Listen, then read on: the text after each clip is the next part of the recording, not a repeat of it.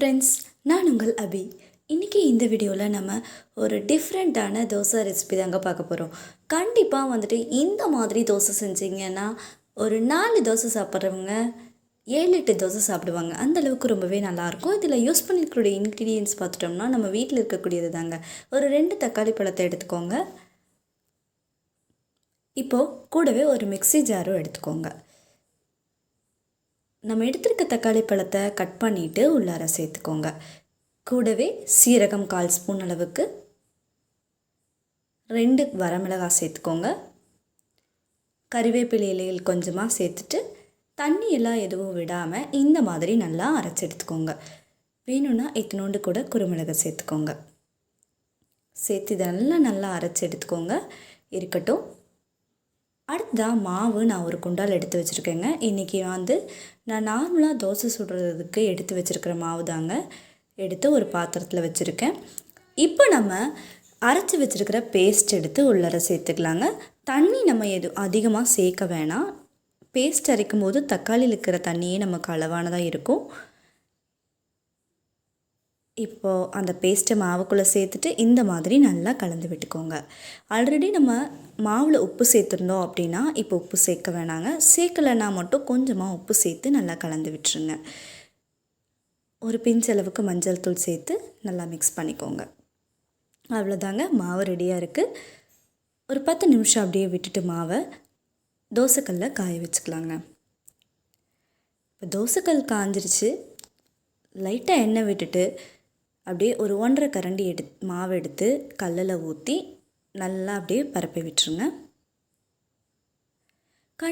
சில டைம் இல்லைங்க, நமக்கு ஒரே மாதிரி ரெசிபி செஞ்சு சாப்பிட்டு போர் அடிச்சிருக்கோம். அப்படி இருக்கிற சமயத்துலலாம் இந்த மாதிரி நீங்கள் தக்காளி தோசையை ட்ரை பண்ணி பாருங்கள். கண்டிப்பாக இதை சாப்பிடும்போது இன்னமும் சாப்பிட்ணுன்னு எல்லாத்துக்கும் தோணும்.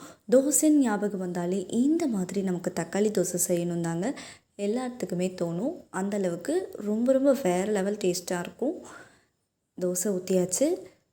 மேலால் இந்த மாதிரி ஒரு மூடி போட்டு க்ளோஸ் பண்ணி வச்சுக்கோங்க. தோசை நமக்கு நல்லா வெந்து கிடைக்கட்டும். இப்போ பாருங்கள், நல்லா வெந்துடுச்சு. மேலால் எண்ணெய் இல்லைன்னா நெய் சேர்த்துக்கோங்க. கூடவே கரண்டிலே கொஞ்சம் எண்ணெய் சேர்த்துட்டு நல்லா தேய்ச்சிக்கோங்க. மேலால் தேய்ச்சிட்டு அப்படியே லைட்டாக திருப்பி விட்டுருங்க. அவ்வளோதாங்க, நமக்கு ரொம்ப அருமையான தக்காளி தோசை ரெடி ஆகிடுச்சு. இந்த தக்காளி தோசையை நம்ம சும்மா சாப்பிட்டாலே நமக்கு வேறு லெவல் டேஸ்ட்டாக இருக்கும்.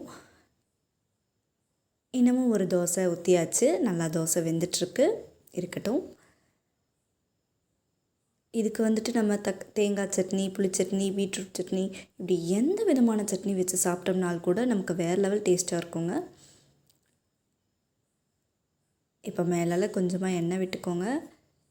லைட்டாக இந்த மாதிரி மேலால் மட்டும் தேய்ச்சா போதும். தேய்ச்சிட்டு அப்படியே திருப்பி விட்டுக்கோங்க. ரொம்ப அருமையாக வரும். நமக்கு கல்லில் ஒட்டியெல்லாம் வராது. ரொம்ப சூப்பராக வரும். இந்த ரொம்ப அருமையான தக்காளி தோசையை கண்டிப்பாக நீங்களும் ட்ரை பண்ணி பாருங்கள். தோசை அப்படின்னு சொன்னாலே கண்டிப்பாக நிறைய பேர்த்தோட ஃபேவரட்டாக இருக்கும். அதுவும் இந்த மாதிரி தக்காளி தோசையெல்லாம் பல பேர்த்தோட ஃபேவரட்டாக இருக்க போகுதுங்க. ஸோ மாவு இருந்துச்சு அப்படின்னா இன்றைக்கே மறக்காமல் ட்ரை பண்ணி பாருங்கள். மொறுன்னு ரொம்ப அருமையாக இருக்கும். இந்த வீடியோ பிடிச்சிருந்தா மறக்காமல் சப்ஸ்கிரைப் பண்ணுங்கள், லைக் பண்ணுங்கள், ஷேர் பண்ணுங்கள்.